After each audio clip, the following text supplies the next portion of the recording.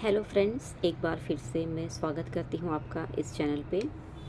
पिछले वीडियो में मैंने आपको कुछ चीज़ें, कुछ बातें शेयर करी थी, जिसमें अगर आप पास्ट की एनर्जी में स्टक हो गए हैं, पास्ट की एनर्जी मतलब हमारे जो पास्ट के कार्मिक्स हैं उनकी यादों की एनर्जी में, ठीक है, मतलब आप बार बार उनके थॉट करते रहते हैं कभी कभी, तो किस तरह से आप एक इल्यूजन में स्टक हो जाते हैं, कैसे यूनिवर्स आपको गाइडेंस देता है कुछ नंबर्स के थ्रू कि अब उस इल्यूजन से, उस एनर्जी से बाहर निकलिए और आपको क्या करना चाहिए। क्योंकि ये चीज़ें तभी होती हैं जब हमारा ईगो, हमारा माइंड हम पे हावी होने लगता है, ठीक है।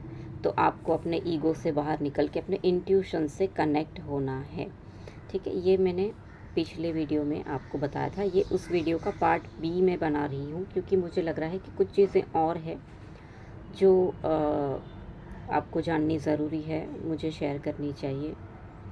तो इसके लिए मैं ये वीडियो बना रही हूँ और मुझे भी ये नॉलेज यूनिवर्स ने दिया है, डिवाइन ने दिया है। जब मैं भी इन चीज़ों से गुज़र रही थी, जब मेरे साथ भी ये चीज़ें हो रही थी, तब मैं बहुत ही स्टक महसूस करती थी, बहुत ज़्यादा मतलब ऐसा लगता था कि मैं बार बार इस इल्यूजन में क्यों जा रही हूँ। फिर मुझे समझ में आते गया कि जब जब मेरे माइंड में पास्ट के थॉट चलने लगते हैं, तब तब मुझे ये नंबर्स दिखते हैं, और जब मैं बहुत ज़्यादा पास्ट की एनर्जी में रहने लगती हूँ तब मुझे ये नंबर शो होता है।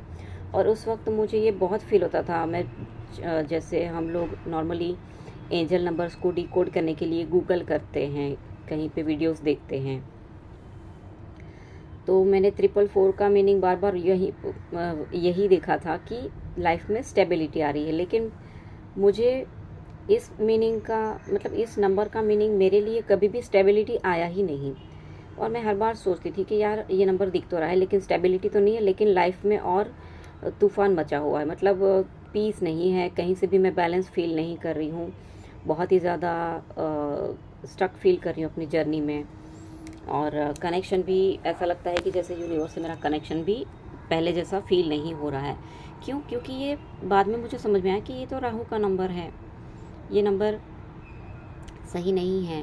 मतलब जब मैं इस नंबर को डिकोड करने के लिए बार बार वीडियोस देखती थी, तब मेरे सामने एक वीडियो आया था जिसमें एक चैनल है, मुझे उसका चैनल का पूरा नाम तो नहीं पता है, नीटी ग्रिटी करके कुछ पूरा नाम मुझे नहीं पता है, लेकिन वो मैडम उसकी वीडियो में बता रही थी कि 4 नंबर राहु का नंबर होता है और ये हमें इल्यूजन में डालता है। मतलब अगर आपको ये नंबर शो हो रहा है तो यूनिवर्स आपको बता रहे हैं कि सावधान हो जाओ, आप इल्यूजन में फंस रहे हो, बाहर आ जाओ, उस इल्यूजन से बाहर आ जाओ। तब मुझे समझ में आया और तब मेरे साथ ये बहुत रेजोनेट किया, और उसके बाद ये सारी चीज़ें मुझे डिकोड होने लगी। उसके बाद मुझे समझ में आने लगा कि जब जब मैं पास्ट की एनर्जी में फंसती हूँ, जब जब मैं पास्ट के लोगों के थॉट में फंसती हूँ, तब तब ये सारे नंबर मुझे दिखते हैं। साथ साथ जब ये नंबर शो होता है तब कभी ना कभी 636 नंबर भी मुझे दिखता था, जिसको मैंने इससे पहले भी डिकोड किया था। जब इसका मीनिंग मैं यही समझती थी कि हमें यूनिवर्स बोल रहे हैं कि आप अपने काम पे फोकस कीजिए, आप अपने पर्पस पे फोकस कीजिए। लेकिन ये नंबर उस वक्त भी दिख सकता है जब आप इल्यूजन में फंसते हैं, क्योंकि इस नंबर का मीनिंग यहाँ पे ये भी दर्शाता है यूनिवर्स आपको कि इल्यूजन से बाहर निकलिए, आपको अपने काम पे फोकस करना चाहिए, आपको अपने पर्पस पे फोकस करना चाहिए, ठीक है। तो ये 2 नंबर आपको साथ में दिख सकते हैं। ये नंबर बहुत रेयर है, कभी कभी दिखता है, लेकिन ये नंबर के साथ आपको ये दिखता है तो आप समझ जाओ कि आप इल्यूजन में जा रहे हो, जिससे निकलने का भी रास्ता मैंने आपको यहाँ पे समझाया है कि कैसे आपका जो आपका राइट ब्रेन है वो आपका जो लेफ्ट ब्रेन है वो आपको डोमिनेट करने लगता है, मतलब कि आपका ईगो, ठीक है, आपका ईगो हावी होने लगता है। और ईगो किससे बेस्ड होता है? फियर से। अब आगे मैं आपको ये बताना चाहती हूँ इस वीडियो में कि ईगो हावी कब होता है। जब कहीं ना कहीं आपके अंदर कुछ चीज़ों का डीप फियर रूटेड अभी भी होता है, जो आप देख नहीं पा रहे हो, जो आप नहीं समझ पा रहे हो। वो फियर में भी आपके पास्ट से कनेक्टेड हो सकता है, या तो कोई ट्रॉमा जब आपके कार्मिक्स के थ्रू आपको वो ट्रॉमा मिला होता है, उस वक्त आपकी जो सेल्फ थी आपकी, उसके अंदर कहीं ना कहीं कोई तो ट्रॉमा, कोई तो फियर बैठ गया होता है, जिसकी वजह से आपकी एक शैडो सेल्फ क्रिएट होती है। इसीलिए यहाँ पे आपका शैडो वर्क या इनर चाइल्ड हीलिंग ज़रूरी हो जाता है, मैंने बताया था। ठीक है, अगर आपने पिछला वीडियो नहीं देखा है पार्ट ए, तो वो वीडियो पहले ज़रूर देखिएगा, ताकि आपको ये वीडियो समझने में ज़्यादा आसानी होगी। जब भी आपके लाइफ में कोई ऐसी घटनाएं घटती हैं, कोई ऐसी चीज़ें सामने आती हैं, कुछ लोगों की असलियत पता चलती है, तो आप कहीं ना कहीं उस वक्त सदमे में आ जाते हैं कि अरे इनसे तो मैंने ये एक्सपेक्ट नहीं किया था, मतलब क्योंकि वो आपके कार्मिक्स होते हैं, आपको कुछ लेसन लर्न करने होते हैं, इसलिए चीज़ें होती भी हैं। ठीक है, जिनको फिर आगे हमें छोड़ के या भुला के आगे बढ़ना पड़ता है। तो ये हमें ब्लेम गेम की एनर्जी में भी नहीं जाना है कि उसने मेरे साथ ऐसा किया या इसने मेरे साथ ऐसा किया, इसलिए मेरे साथ ये चीज़ें हुई। तो इस ब्लेम गेम की एनर्जी में भी नहीं जाना है, क्योंकि अगर ये थॉट में भी आप फंसते हो ब्लेमिंग की एनर्जी में कि इस पर्सन की वजह से मेरे साथ ऐसा हुआ, पर्सन ए की वजह से या बी की वजह से मेरे साथ ऐसा हुआ, इसलिए मेरी लाइफ में प्रॉब्लम शुरू हो गए, तो ये फिर से ब्लेमिंग की एनर्जी में आप जा रहे हो। जब ब्लेमिंग की एनर्जी में आप जाते हो, जब ऐसे थॉट में आप फंसते हो, तो भी आप फिर से इल्यूजन में, पास्ट की एनर्जी में फंसते हो। ठीक है, तो ये ब्लेम गेम वाली एनर्जी में हमें नहीं जाना है। अगर आप अपनी जर्नी में आगे बढ़ना चाहते हैं, तो आपको ये सब चीज़ें समझनी होंगी, क्योंकि ये सारी जो ब्लेमिंग की एनर्जी है, जो डाउट की जो एनर्जी है, जो फियर की जो एनर्जी है, ये सारी एनर्जी आपका माइंड क्रिएट करता है, आपका ego based left brain create करता है। ठीक है, ऐसा नहीं है कि लेफ़्ट ब्रेन हमें हेल्पफुल नहीं होता है, उसकी भी हमें बहुत ज़रूरत होती है, लेकिन जब वो ओवर एक्टिव हो जाता है, जब वो ज़्यादा मतलब आपका राइट ब्रेन और लेफ़्ट ब्रेन दोनों बैलेंस होने चाहिए। ठीक है, ये जो हम कहते हैं ना शिव शक्ति बैलेंस, वो क्या है?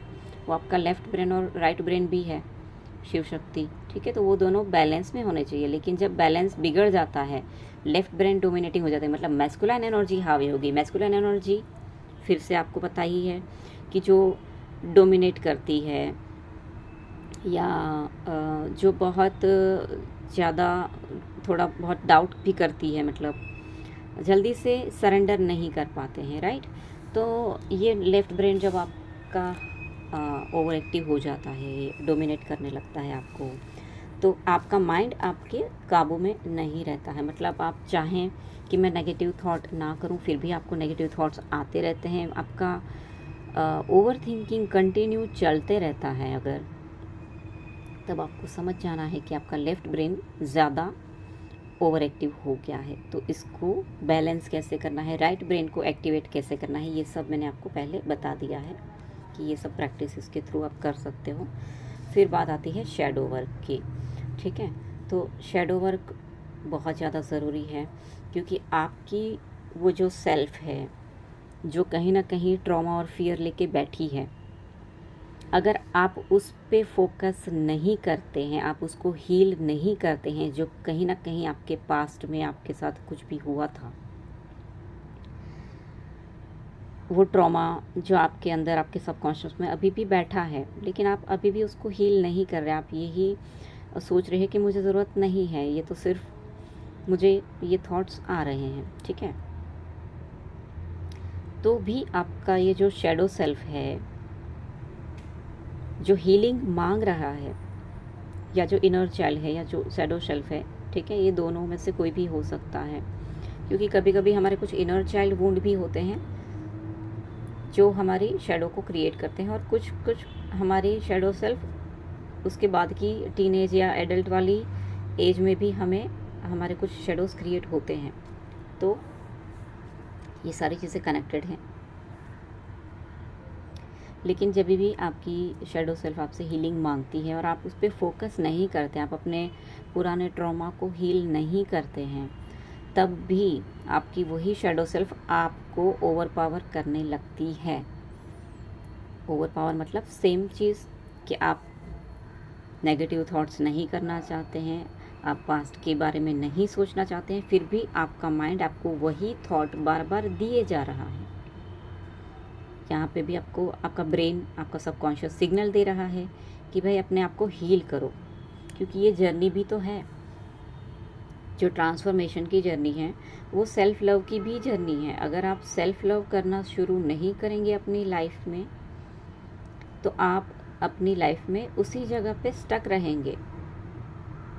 ठीक है, आप अपनी जर्नी में उसी जगह पे स्टक रहेंगे। लाइफ में मतलब लाइफ में तो आपको लगेगा कि चीज़ें चेंज हो रही है या हम आगे बढ़ रहे हैं, लेकिन जो एनर्जी लेवल पे मैं स्पिरिचुअल जर्नी की बात कर रही हूँ, वहाँ पे आप कहीं ना कहीं स्टक ही रहेंगे। आपका स्पिरिचुअल ग्रोथ उतना फास्ट नहीं होगा जितना आपको चाहिए, या जो यूनिवर्स की इच्छा है कि आपको इतने टाइम में इतना लेवल क्रॉस करना होता है। ठीक है, आपको पता ही है हर मंथ एक पोर्टल आता है। कुछ पोर्टल बहुत ज़्यादा इम्पोर्टेंट होते हैं, कुछ पोर्टल में हमें अपनी कुछ पुरानी एनर्जीज़ को रिलीज़ करके नई एनर्जी में टैप इन करना होता है। मतलब ये कुछ चीज़ें सारी कनेक्टेड हैं, जहाँ पे आपका इनर वर्क ही सबसे ज़्यादा ज़रूरी है। और इनर वर्क में अगर आप शेडो वर्क नहीं कर रहे हैं, आप अपना इनर चाइल्ड हील नहीं कर रहे हैं, तो आप स्टक हो जाते हैं अपने पास्ट की एनर्जी में, क्योंकि आपका माइंड ही है जो आपको फिर ओवर पावर करने लगता है। ठीक है, और जब आप पास्ट की एनर्जी में स्टक होते हो तो सबसे पहले जो असर होता है आपके चक्रों पे असर पड़ता है। ठीक है, आपका क्राउन चक्रा, थर्ड आई, आपका हार्ट चक्रा और आपका रूट चक्रा, वैसे तो सारे ही चक्रा, मणिपुर और थ्रोट चक्रा, सारे ही चक्रा, क्योंकि हमारे सारे जो कॉर्ड्स होते हैं, ठीक है, जितने भी हमारे कार्मिक्स होते हैं हमारी लाइफ में या थे, हर एक चक्रा कहीं ना कहीं किसी न किसी कार्मिक से कनेक्टेड होता है। मतलब अगर उसका कोई चक्रा गड़बड़ है तो उसकी एनर्जी आपके चक्रा को भी प्रभावित करती है। ये मैंने इससे पहले भी एक वीडियो में बताया है। ओके, तो यहाँ पे आपके चक्रों पे भी असर पड़ने लगता है। आपका चक्रा की एनर्जी भी इम्बैलेंस होना शुरू हो जाती है। अगर कोई कार्मिक फियर बेस्ड था तो आपके रूट चक्रा को वो गड़बड़ कर देगा। ठीक है, अगर कि कोई कार्मिक पास्ट के किसी लोगों की एनर्जी इतनी इम्बैलेंस थी कि उनका थर्ड आई पूरा ब्लॉक था, या उनका जो सहस्त्रार चक्रा है, क्राउन चक्रा है, वो कहीं ना कहीं ब्लॉकेज क्रिएट कर रहा होता है, तो ये सारी एनर्जी आपके चक्रों पे भी प्रभाव डालती है। जब आप इल्यूजन में फंसते हैं, जब आप पास्ट की एनर्जी में स्टक होते हैं, तब आप नोटिस कीजिएगा कि आप पहले की तरह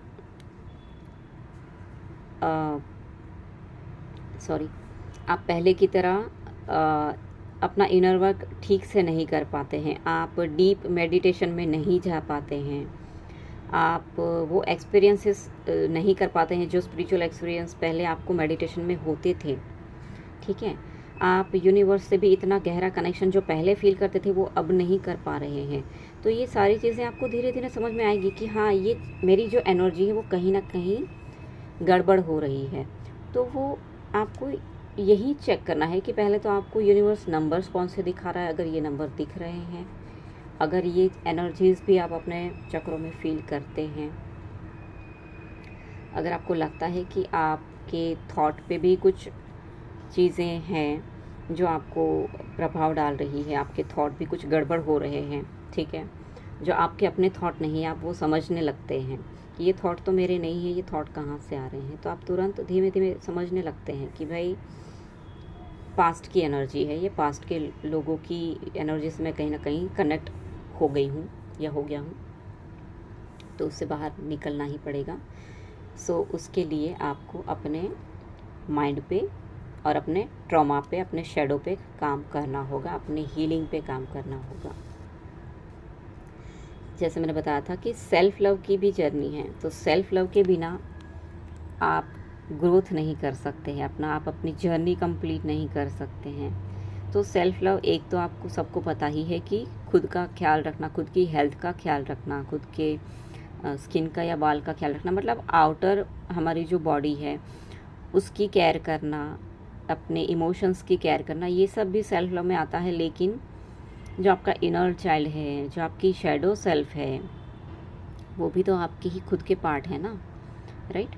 या आपके पास लाइफ से जुड़े हुई कोई ट्रॉमा है जो आपकी सोल इस जन्म में भी कैरी फॉरवर्ड करके लाई है।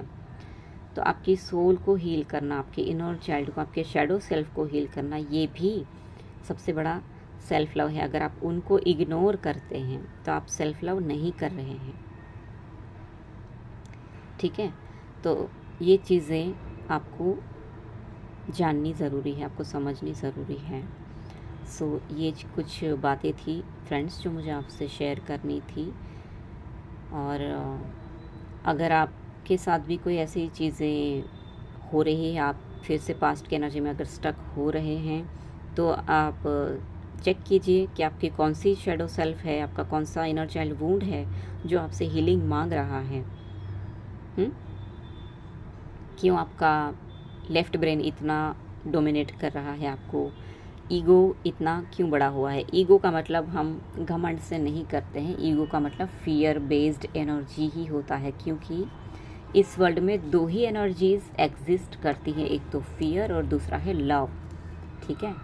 हमें हमारी जर्नी में फियर से निकल के लव की तरफ आगे बढ़ना है, यही हमें यूनिवर्स सिखाते हैं, समझाते हैं, ठीक है।